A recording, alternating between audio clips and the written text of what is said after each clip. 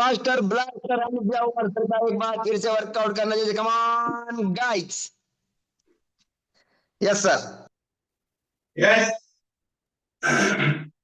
Good morning, good morning, good morning. प्रथमतः सगळ्यांचा खूप खूप धन्यवाद, ज्यांनी जास्तीत जास्त संख्येने आज वर्कआउटला उठले आणि आजचा दिवस खूप छान असं वर्कआउट फॉलो केलं आणि मला वर्कआउट करण्याची संधी दिली. संधी ही सांगून येत नाही, संधी अचानक येते आणि संधीचं सोनं करण्याची ताकद आपल्या आरोग्य फॅमिलीमध्ये आहे, आपल्या कोचेस मध्ये आहे. तर आज तसं माझं वर्कआउटचा माझा विषय पण नव्हता. अचानक मला वर्कआउट करण्याची संधी मिळाली आणि मी यस करून टाकलं की मी करू शकतो. आणि तेच असतं मित्रांनो, एनी टाइम एनी कंडिशन, कुठल्याही स्थितीत आपण तयार पाहिजे. हेच खरं आरोग्य फॅमिलीची ताकद आहे आणि हीच खरा माइंडसेट आहे की तुम्ही एनी टाइम कधी पण तयार होता. खूप जबरदस्त वाटलं आज, कारण शर्ट सुद्धा आता असं वाटतं की 5 मिनिटं पण अंगावर ठेवणे इतकं जबरदस्त, म्हणजे पूर्ण चिपचिप अंग झालेले आहे पूर्णपणे आणि त्याच्यातून घाम सुद्धा खूप बाहेर पडतोय. परंतु हा घाम आला पाहिजे, कारण आम्ही ठरवलंय की आपल्या हॉस्पिटलमध्ये बिल भरण्यापेक्षा, आजारी पडून ऍडमिट होऊन बिल भरण्यापेक्षा बिल भरून जो घाम येतो एवढे पैसे लावताना, तो घाम जर शरीरातून गाळला असा रोज एक्सरसाइज करून, तर आजारी तर पडतच नाही, परंतु पैसे पण लागत नाही. फ्री वर्कआउट असतं आपलं, गाईड पण फ्री आणि कुठली फी नाही आपल्या वर्कआउटला. एवढं सोपं संधी आपण प्राप्त करून दिली, पण आपल्या लोकांना त्याचं महत्व नसतं कधी कधी. आणि फ्री जेव्हा एखादी गोष्ट भेटते त्यावेळेस त्याच्यावर शंका खूप केल्या जातात, खूप व्यक्त केलं जातं शंका की का फ्री देत आहे, ज्यांचा खूप फायदा असेल. म्हणून आपण पण आता काय करू, आज सांगायला हरकत नाही, 1 एप्रिल पासून आपण आहे ना याची पण फी घेऊया.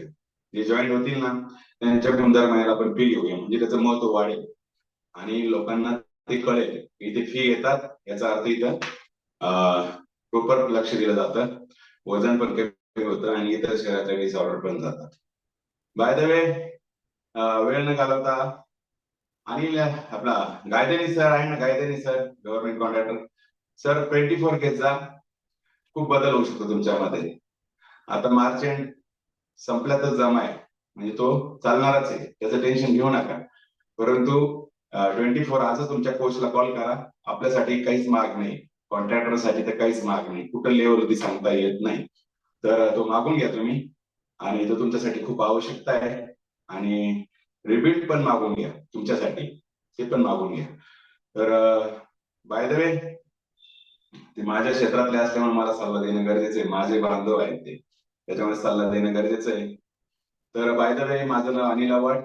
मी आलो होतो या आरोग्य फॅमिलीमध्ये 22 जुलै 2022 आणि तेव्हापासून आजपर्यंत मी या फॅमिलीशी जोडले गेलेलो आहे.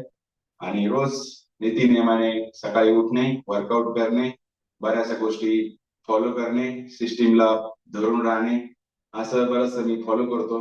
मित्रांनो, कधी कधी मनापासून जर ठरवलं तर मी गजरामावशींची माफी मागतो.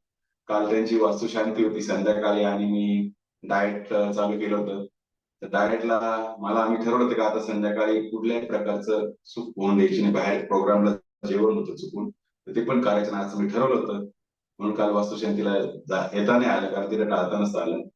पण आम्ही नक्कीच येऊ असं पण सांगायला हरकत काय आहे की तिथे जाणं पण टाळावं लागेल, फक्त डाएटसाठी. म्हणजे डाएटला महत्व द्या, शरीराला महत्व द्या, असं तुम्हाला संदेश द्यायचा आहे आम्हाला.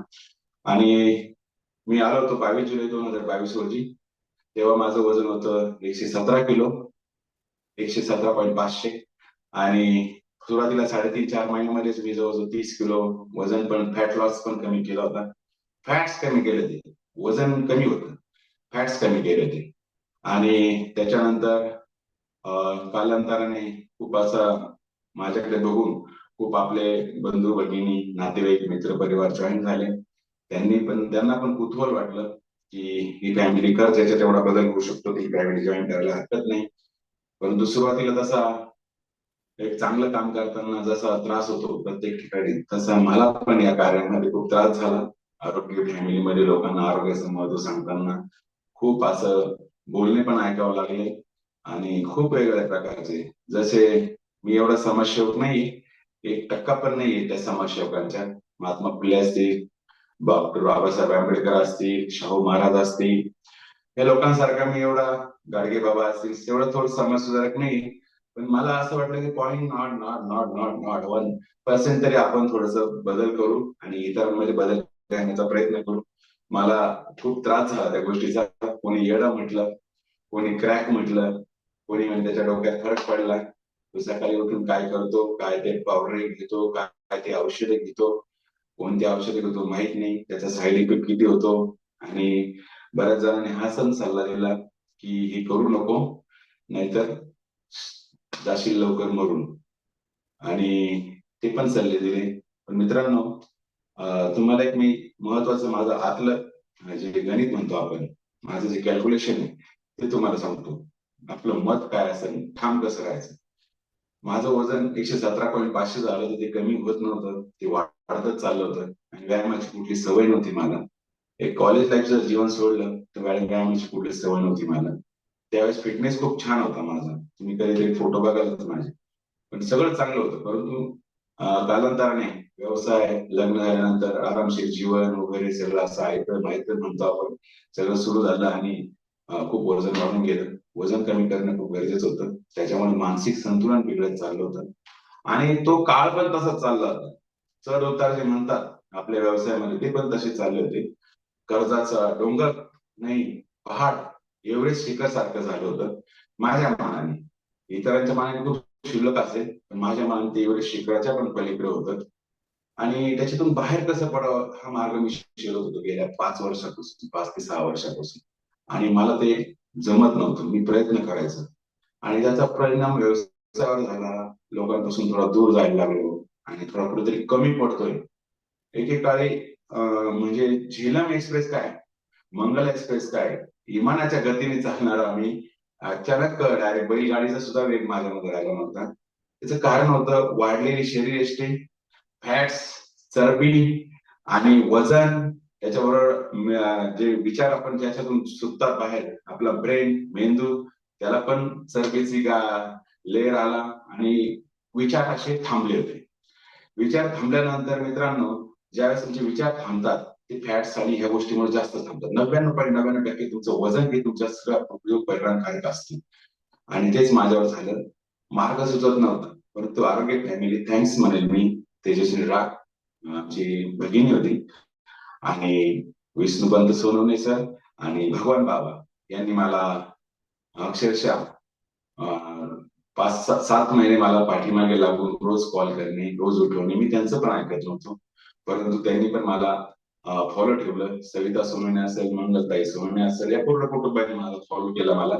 आणि एक दिवस 22 जुलै 2022 रोजी खरंच मीच स्वतः उठलो आणि मीच कॉल केला, बाबा आय एम रेडी, मी उठतो आजपासून जॉईन करतो.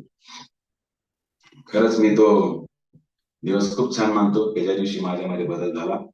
आणि त्या दिवसापासून सुरुवातीला 4 महिन्यामध्ये मी 30 किलो वजन तर कमीच केलं. परंतु माझ्या ज्या डिसऑर्डर होत्या, माइंडसेट होता, तो पण खूप स्ट्रॉंग होत गेला. विचारांना चालना भेटत गेली. बुद्धी अशी तल्लीन झाली, सतर्क व्हायला. मेंदू असा पूर्णपणे ब्रेन वॉश म्हणतो आपण तसा होऊन विचार जसं झाडाला नवीन पालवी फुटते आणि ते बहरतं, तसाच प्रकार माझ्या आयुष्यामध्ये झाला. आणि येस, एक मिनिट.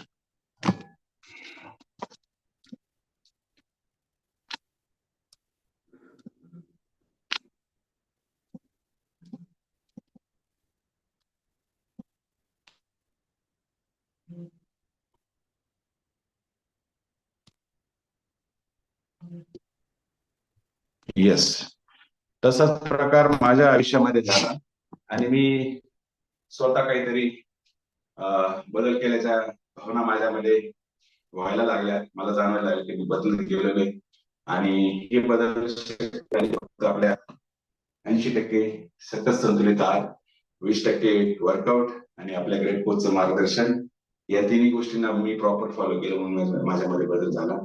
आणि आपला कोच कसा आहे, काय आहे, भगवान बाबा तसं नात्याने मी, माझी मिसेस आणि त्यांची आई सख्या मावस बहिणी, म्हणजे मी त्यांच्या नात्याने काका, पण नात्यांना आम्ही कधीच मध्ये आणलं नाही. एक कोच कोच आहे. जरी नातं माझं काकाचं आहे तरी मी कधी भगवान बाबाला अरे तुरे आतापर्यंत केलेलं नाही. माझ्या मध्ये तरी मला आठवत नाही, कोणाला आठवत असेल तर माहित नाही, पण मला माहिती की भगवान बाबाला पण मी अरे तुरे कधी केलेलं नाही. नात्याने मी काका आहे तरी. तर सांगायचं तात्पर्य असं आहे की ज्याने मी तुम्हाला या आरोग्य फॅमिलीमध्ये आणलं, हा चांगला मार्ग दाखवला, त्याचं खूप तुमच्यावर उपकार म्हणावे लागेल. आणि कोच कधी उपकार दाखवत नाही, पण त्याचे उपकार म्हणावे लागेल. ते कधी विसरायचं नाही, त्याचं नाव विसरायचं नाही. जसं आपलं नाव आणि आपल्या वडिलांचं नाव आपल्या पुढे लाईफ टाईम पिढ्यानपिढ्या चालतं, कधीच ते नाव कट होत नाही. तसंच आपल्या कोचचं पण नाव आपल्या समोर कधी जात नाही. तुम्ही किती टाळण्याचा प्रयत्न करा, टाळताना सुद्धा तुम्ही विचार करता भगवान बाबाला टाळायचंय, नाव येतच समोर. त्याच्यामुळे आणि कोचनी पण आम्ही पण कोणाच तरी कोच झालो, कोणाचे मार्गदर्शक झालो, पण त्याने पण त्याचं जे स्थान आहे ते पण खूप टिकून ठेवावं लागतं. कोचचं स्थान पण गुरुचं स्थान आहे. गुरुस्थान खूप महत्वाचं आहे, त्याला प्रबळ स्थान म्हणतात. गुरु हा प्रबळ असतो आणि त्याची पण शक्ती खूप मोठी पाहिजे. शिष्याच्या पुढची त्याची शक्ती पाहिजे. तो कधी डळमळीत झाला नाही पाहिजे. शिष्याच्या चुका झाल्या म्हणून त्यांनी डळमळीत व्हायचं नाही, त्यांनी स्ट्रॉंग राहावं लागतं. त्याला म्हणतात गुरुस्थान. आणि गुरु हा प्रबळच असतो. अशा बऱ्याच गोष्टी माझ्या जीवनात घडामोडी होऊन गेल्या आणि याच्यातून मी बाहेर पडत गेलो आणि आज एकदम चांगलं लाईफ जगतोय. मित्रांनो, पूर्वी माझी बायकोच मला परवा त्याला बोलली की मार्च एंड असल्यावर मी खरंच रात्रंदिवस पळत हिंडायचो, म्हणजे खूप असा वेळ द्यायचं. पण आता मी खूप रिलॅक्स जीवन जगतो की मला कळतंय की कोणत्या गोष्टीला किती वेळ दिला पाहिजे, स्वतःसाठी किती वेळ पाहिजे. मी तर म्हणतो 24 तासामध्ये खरंच 1 तास असा ठेवा की 1 तासामध्ये तुम्हाला कोणाची आठवण नाही आली पाहिजे. तुम्ही आणि तुम्हीच, एवढंच पाहिजे. असं जेव्हा तुम्ही कराल ना, तेव्हा तुम्हाला खूप बरं वाटेल. आणि एक चांगलं जीवन जर जगायचं असेल ना, तर नक्कीच स्वतःसाठी वेळ द्या. कारण तक तक हे ते सगळं करायचंच राहतं. रोजच्या उठल्यापासून तर झोपेपर्यंत एकच राहतं, व्यवसाय, दुकान, हे काम चालू, ते काम चालू, हे बिलिंग चालू, ते सेल झाला, हा सेल झाला. प्रत्येक व्यावसायिकाला त्याच्या कामाचं पडतं. सकाळपासून तर संध्याकाळपर्यंत तो फक्त तिथंच पडलेला असतो. कोणी कस्टमर गिऱ्हाईक, बूट पॉलिशवाला सुद्धा वाट पाहत राहतो. रस्त्याने चालताना बूट पॉलिशवाल्याचं लक्ष कुठं राहतं? पायाकडे राहतं. टेलरचं लक्ष रस्त्याने चालताना त्यांचे जे कपडे शिवले राहतात लोकांनी त्यांच्याकडे. किराणा दुकानवाल्याचं लक्ष प्रत्येकाच्या दुकानासमोर प्रत्येक व्यक्ती जो जातो त्याच्या हातात पिशवी आहे का, तो किराणा घ्यायला येईल का, असं राहतं. पान टपरीवाल्याचं लक्ष कोणीतरी घ्यायला येईल का, पान बिन जे असेल ते. बिअर बारवाल्याचं लक्ष राहतं कस्टमर कोणीतरी तयार होईल का. दुपारपर्यंत कोणी राहत नाही, दुपारनंतर कस्टमर चालू होतो. असंच जातकाप्रमाणे वाट पाहत राहतो. म्हणजे प्रत्येक व्यावसायिक हा त्याची वाट पाहत राहतो आणि पैशाचीच वाट पाहत राहतो. स्वतःच्या शरीराची कोणीच अशी काळजी घेतली सकाळी उठल्यापासून संध्याकाळपर्यंत. याला काय गरज आहे, याची काय आवश्यकता, याला काय गरज आहे, याला काय आवश्यक आहे, याच्यामध्ये काय टाकलं पाहिजे, याच्यामध्ये काय भरलं पाहिजे, याची आवश्यकता असते. पण आपण ते सगळं सोडून कोणत्या तरी टायमाला जेवतो, काहीतरी खातो, काहीतरी घाई करून घेतो आणि मग असे आजार तयार होतात. तर मला त्या दृष्टीने कुठला आजार झालेला नाही. फक्त एकदाच मी सलाईन लावलेलं, ते बी मला कॉलेजला स्नेक बाईट झालं म्हणून मी सलाईन लावलं होतं. त्याच्यानंतर मी कधी आयुष्यात सलाईन लावलेली नाही. आणि हेच माझ्यावर ईश्वराचे उपकार की हे असं होतं. आणि मी एकच सल्ला देऊ शकतो पूर्ण पुरुष मंडळीला किंवा फॅमिलीला, आपली बायको जर आरोग्य फॅमिलीला जॉईन केली असेल तिला सपोर्ट करा. तिला निदान निदान एक आराचं किट देत जा, कारण ती तुमची लक्ष्मी आहे. आणि जेव्हा तुम्ही लग्न कार्यात जातात तेव्हा तुम्हाला प्रत्येकाला असं वाटतं की आपली बायको सुंदर दिसली पाहिजे, कारण तुम्ही पण एकदम तयारीत जाता. आणि तिचे जर असं जीवन तुम्ही जर केलेलं असेल, एकदम कामगार म्हणून जर तिचं केलेलं असेल, तर नक्कीच हे चुकीचं होतंय. तिच्यासाठी काहीतरी करा. तर एक फक्त आहाराचं घे आपल्या बायकोला, आपल्या घरातल्या लक्ष्मीला देत जा.